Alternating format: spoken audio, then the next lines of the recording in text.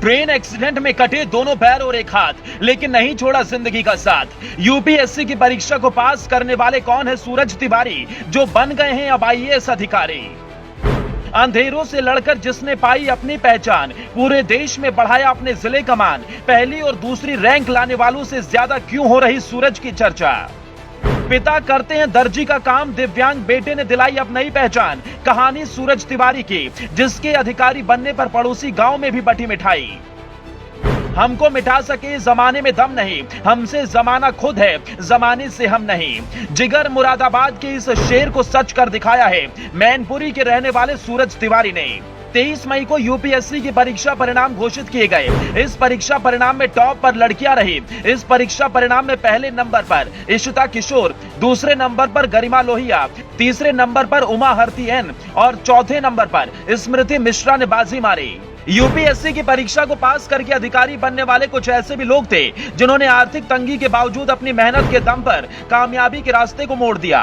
कहीं किसान का बेटा आईएएस बना, तो कहीं कांस्टेबल ने यूपीएससी की परीक्षा पास की। कोई मजदूर का बेटा था, तो किसी के घर में एक वक्त का खाना भी मुश्किल था। लेकिन इन सब के बीच सबसे ज्यादा चर्चा थी इस परीक्षा में 971वीं रैंक हासिल करने वाले सूरज तिवारी की। एक कहावत है, मंजिल उनको ही मिलती है जिनके सपनों में जान होती है, पंखों से कुछ नहीं होता, हौसलों से उड़ान होती है। ये कहावत सूरज तिवारी पर बिल्कुल सटीक बैठती है। 971वीं रैंक लाने के बावजूद सूरज की तारीफ क्यों होनी चाहिए, इसके पीछे की कहानी भी आप जान लीजिए। सूरज तिवारी उत्तर प्रदेश में मैनपुरी जिले की कुरावली तहसील के मोहल्ला घरनजपुर के रहने वाले हैं। उनके पिता का नाम राजेश तिवारी है और वो दर्जी का काम करते हैं। मैनपुरी से सूरज तिवारी ने हाई स्कूल और इंटर की परीक्षा पास की। इसके बाद सूरज ने बीएससी में दाखिला लिया। बचपन से सूरज आईएएस अधिकारी बनना चाहते थे। घर में आर्थिक तंगी भी थी, ऐसे में यह सब आसान नहीं था। बीएससी करते हुए इसी बीच सूरज की जिंदगी में अचानक अंधेरा हो गया। सूरज के ख्वाब शीशे की तरह टूटकर बिखर गए।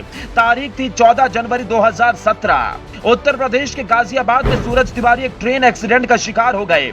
इस एक्सीडेंट में सूरज के दोनों पैर कट गए, एक हाथ कट गया और दूसरे हाथ की 2 उंगलियां भी कट गई।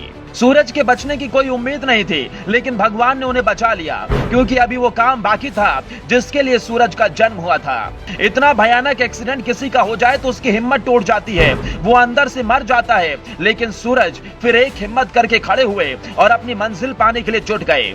सूरज ने हार न मानते हुए दिल्ली के जेएनयू से बीए पास की और इसके बाद एमए किया। फिर सूरज आईएएस की तैयारी में जुट गए। घर की माली हालत ठीक नहीं थी। पिता दर्जी का काम करते थे, जिससे घर का खर्च चलता था। इतना पैसा पास में नहीं था कि बड़े संस्थानों में जाकर कोचिंग कर ले, इसलिए सूरज ने घर पर ही पढ़ाई करके अपनी मंजिल को पाने का फैसला किया। हर तरफ छा रहे अंधेरे को दूर करने के लिए सूरज रोज 20 घंटे तक पढ़ाई करते थे। जब उनका एक्सीडेंट हुआ था तभी भाई की मौत हो गई थी, इसलिए पूरे परिवार को दिव्यांग सूरज को संभालना था। 23 मई 2023 में सूरज की जिंदगी से यह अंधेरा हमेशा के लिए दूर हो गया।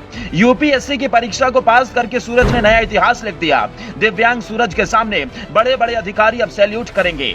सूरज की इस कामयाबी की चर्चा पूरे देश में है। पूरा देश उनको सम्मान के साथ सलाम कर रहा है। इसी बीच समाजवादी पार्टी के मुखिया अखिलेश यादव ने भी सूरज तिवारी के लिए ट्वीट करते हुए शुभकामनाएं दी। अखिलेश यादव ने लिखा, मैनपुरी के दिव्यांग सूरज तिवारी ने आईएएस की परीक्षा पहली बार में ही निकालकर साबित कर दिया कि संकल्प की शक्ति अन्य सभी शक्तियों से बड़ी होती है।